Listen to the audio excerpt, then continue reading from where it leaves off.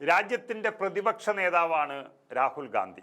കോൺഗ്രസ് നേതാവാണെങ്കിലും പ്രതിപക്ഷ നേതാവ് എന്നുള്ള സ്ഥാനം അതാർക്കും തർക്കമില്ല. പക്ഷേ ഇന്ത്യ മുന്നണിയുടെ നേതാവ് എന്നുള്ള നിലയിൽ CPM അടക്കം ബഹുമാനിക്കേണ്ടതും അതുപോലെ തന്നെ ആദരവ് നൽകേണ്ടതുമായ ഒരു നേതാവിനെ വധിക്കുമെന്ന് പോലും ആളുകൾ പറഞ്ഞപ്പോഴും CPMന് അതൊരു പ്രശ്നമേ അല്ല. അതുകൊണ്ട് തന്നെ നിയമസഭയിൽ പ്രതിപക്ഷത്തിൻ്റെ പ്രതിഷേധമുണ്ടായി.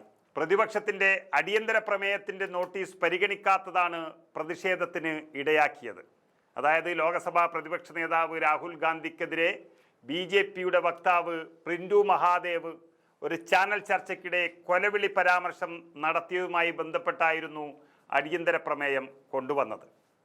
അത് BJPയുടെ നേതാവ് ഇങ്ങനെയൊരു പരാമർശം ഇന്ത്യ മുന്നണിയുടെ നേതാവിനെതിരെ നടത്തിയിട്ടും അത് വലിയ കാര്യമല്ല എന്നുള്ള നിലപാടാണ് CPMൻ്റെ മന്ത്രിസഭ എടുത്തിരിക്കുന്നത്.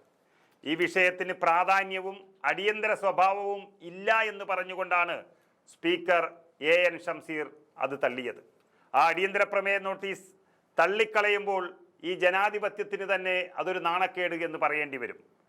ഇന്ത്യ മുന്നണിയുടെ ഒരു നേതാവിന് ഇത്രയും വലിയൊരു പരാമർശം നടത്തിയിട്ടും അതിനെതിരെ പ്രതികരിക്കാൻ ഇവിടുത്തെ CPM തയ്യാറാകുന്നില്ല എന്ന് പറഞ്ഞാൽ ഇവർ BJPക്ക് വശംവദരായി എന്ന് തന്നെ പറയേണ്ടി വരും. സ്പീക്കർ പിന്നാലെ മൈക്ക് ഓഫ് ചെയ്തു.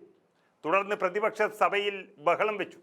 നടുത്തലത്തിലിറങ്ങി പ്രതിപക്ഷ MLAമാർ പ്രതിഷേധിക്കുന്നതും ഇന്ന് സഭയിൽ കണ്ടു. സ്പീക്കർക്കെതിരെ ബാനർ ഉയർത്തിയും പ്രതിപക്ഷം പ്രതിഷേധിച്ചു.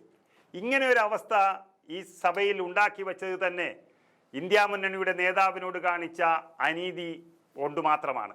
സ്പീക്കർ നീതി പാലിക്കണമെന്നും പ്രതിപക്ഷം പറഞ്ഞിരിക്കുന്നു. സ്പീക്കറുടെ ഡയസിൽ തള്ളിക്കയറാനൊക്കെ ശ്രമം നടത്തി. അടിയന്തര പ്രമേയ നോട്ടീസ് ഗൗരവമുള്ളതാണെന്ന് പ്രതിപക്ഷ നേതാവ് VD സതീശൻ പറഞ്ഞുകൊണ്ടിരിക്കുമ്പോഴും അതൊന്നും അത്ര വലിയ കാര്യമാക്കേണ്ടതില്ല എന്നുള്ള നിലപാടിലായിരുന്നു സ്പീക്കറും ഇടതുപക്ഷവും. ചാനൽ ചർച്ചയ്ക്കിടയിൽ BJP നേതാവ് രാഹുൽ ഗാന്ധിയുടെ നെഞ്ചിൽ വെടിയുണ്ട കയറ്റും എന്ന് പറഞ്ഞത് ഈ രാജ്യം തന്നെ ഞെട്ടിയതാണ്. അത് കേരളത്തിലാണ് സംഭവം നടന്നത്. അങ്ങനെയുള്ളൊരു കേരളത്തിൽ ഭരണപക്ഷവും പ്രതിപക്ഷവും രാഹുൽ ഗാന്ധിയുടെ ഇന്ത്യ മുന്നണി തന്നെ ആകുമ്പോൾ ആ BJPക്കെതിരെ ഒരക്ഷരം പോലും ഉരിയാടാൻ ഇവിടുത്തെ CPMൻ്റെ സർക്കാർ തയ്യാറാകുന്നില്ല എന്ന് പറയുമ്പോൾ അത് വലിയ ഗൗരവമുള്ള കാര്യം തന്നെയാണ്. നിസാരമായ വിഷയമെന്ന് സ്പീക്കർ പറഞ്ഞതിനെതിരെ അതിശക്തമായ പ്രതിഷേധമാണ് കേരളത്തിൽ ഉടനീളം കാണുന്നത്. അതിൽ സർക്കാർ മറുപടി പറയണ്ടേ എന്നും അയാളെ സംരക്ഷിക്കാൻ സർക്കാർ ശ്രമം നടത്തുന്നു എന്നും പ്രതിപക്ഷ നേതാവ് പറഞ്ഞുകൊണ്ടിരിക്കുമ്പോഴും ഒരു കുലുക്കവുമില്ല കേരളത്തിലെ CPM സർക്കാരിന്.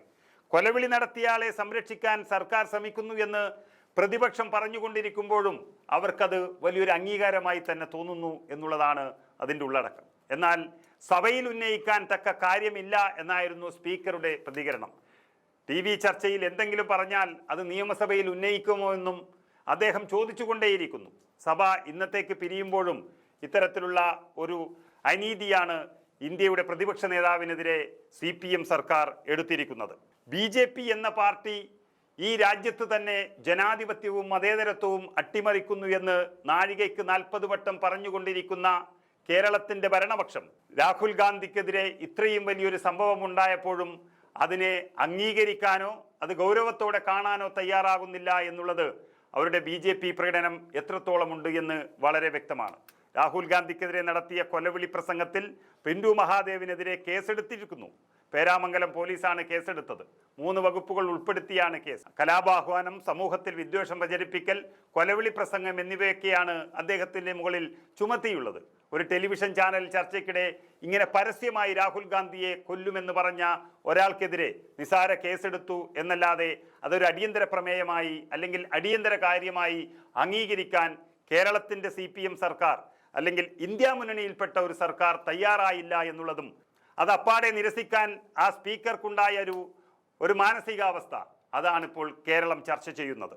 ഒരു ജനാധിപത്യ രാജ്യത്ത് ഇത്രയ്ക്കും എല്ലാ തെളിവ് സഹിതം ഒരാളെ വെല്ലുവിളിച്ചപ്പോൾ ഈ രാജ്യത്തിൻ്റെ പ്രതിപക്ഷ നേതാവിനെ പോലും കൊല്ലുമെന്ന് പറഞ്ഞിട്ടും അതൊരു അടിയന്തരമായ ചർച്ചയാക്കി മാറ്റാനും തയ്യാറാകാത്ത CPM BJPയോടൊപ്പം എന്നുള്ളത് ഒരിക്കൽ കൂടി തെളിയിച്ചിരിക്കുകയാണ്.